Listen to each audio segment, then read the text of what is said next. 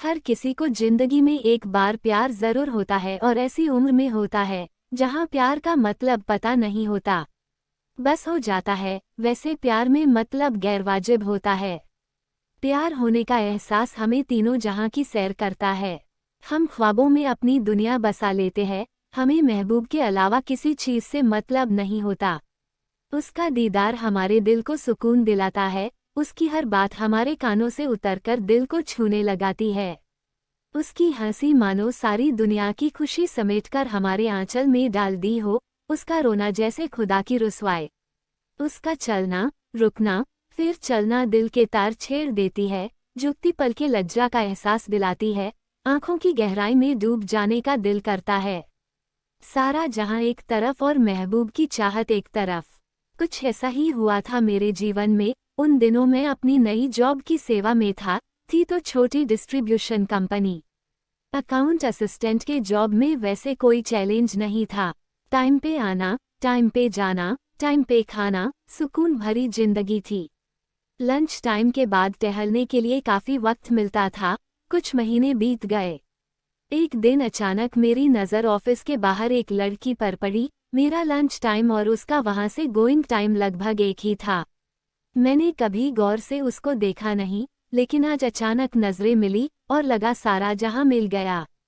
फिर ये सिलसिला चलता रहा। प्यार व्यार कुछ पता नहीं था। उसका दीदार मेरी जिंदगी बन गई थी। एक दिन भरत मेरे पास आया। इधर उधर की बातें चली, फिर उसने अपनी बात निकाली। जिसके लिए वह आया था उसने दीपा की बात निकाली। मैं कितना उसे चाहता हूँ ये पूछा। मैं क्या बताता।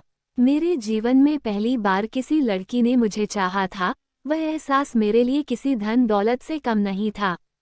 कोई लड़की ने मुझे मिलने की इच्छा जताई थी। उसी दिन शाम को फोन आया। आवाज में अजीब सी घबराहट थी, बातों में कंपन थी। उसने अपना नाम बताया, फिर मिलने की बात हुई। शायद वह शुक्रवार था। सुबह मैं जल्दी उठ गया, तैयारी कर ली। पिताजी के लिए और मेरे लिए एक ही वक्त में लंच बॉक्स बनती थी।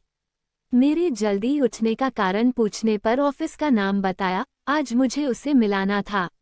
ज्यादा वक्त जाया किए बिना मैं घर से निकल गया। बस की बजाय मैंने ऑटो से जाना पसंद किया। 20-25 मिनट में मैं टाइपराइटिंग कमर्शियल इंस्टीट्यूट पहुंच गया। सुबह की 8:30 बजने में और 5 मिनट बाक एडवर्टाइजमेंट थे और वह बाहर आई। साथी सहेलियों को उसने बाय किया। उसके चेहरे पर घबराहट साफ नजर आ रही थी। मैं कुछ कदम चला, फिर उसने साथ दिया। थोड़ी दूर जाकर एक कोने पर मैंने अपने चाहत का इजहार किया। उसने भी चाहत में हामी भरी। फिर उस दिन शाम को उसने फ़ोन किया। 1998 में मोबाइल नहीं थे, न ही उसका कोई नंबर मेरे पास था। बस उसका मुंह बोला भाई था।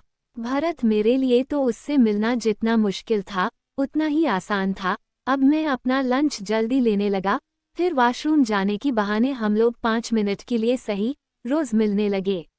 नज़दीकी कोई इंडस्ट्री में वह काम करती थी। आप इसे प्यार कह सकते हो या नहीं ये मुझे पता नहीं, लेकिन वह प्यार भरा एहसास जिंदगी बना देता है। उसकी सहेलियों को ये बात पता चली। कहीं घूमने का प्रोग्राम बनाना था तो जुहू बीच जाने की बात हुई। उस दिन हम लोग खूब घूमे, ढेर सारी बातें हुई। मौज मस्ती में शाम ढलने लगी तो पांव वहीं रुक गए। लेकिन जाना तो जरूरी था। हम साथ चले लेकिन हम सफर ना हो पाए। दिवाली की सुबह हमारी कंपनी चालू थी। सबको बोनस और मिठाइयाँ मिलने वाली थी। नए कपड़े पहनकर मैं भी ऑफिस पहुंचा। दीपा की छुट्टी थी। मौका पाकर एक मिठाई काजू कतली मैंने उसे खिलाई। वह दिन अच्छा चला गया। हम ऑफिस से निकल ही रहे थे तो फोन की रिंग बजी। मैंने फोन उठाया। बड़ी दर्द भरी आवाज में उसने कल की मुलाकात की तारीख तय की। उसकी परेशानी उसकी बातों से मेरे दिल तक पहुंच रही थी। आज हवा का रुख बदला बदला नजर आ रहा था। कल के फोन कॉल को लेकर मैं रात भर ठीक से सो नहीं पाया। इसके कारण सर चढ़ा हुआ था। आज ट्यूशन नहीं था। कुछ ही देर में वह आई। फिर हम एक होटल में चाय पीने बैठ गए। हम फिर नहीं मिलेंगे, घर पर पता चल गया है। मेरे बड़ी बहन ने रेलवे ट्रैक पर इसी चक्कर में सुसाइड किया था। मुझे तो कुछ पूछने का या कुछ बताने का मौका ही नहीं मिला। ना तो कुछ बात बन पाई। वह चली गई। मैंने उसे रोका भी नहीं। वह क्यों चली गई मुझे पता नहीं। कल रात उसके घर में क्या बात हुई मुझे पता नहीं और क्या कारण था मुझे पता नहीं, लेकिन मैं इतना दावे के साथ कह सकता हूँ कि वह मुझे प्यार कर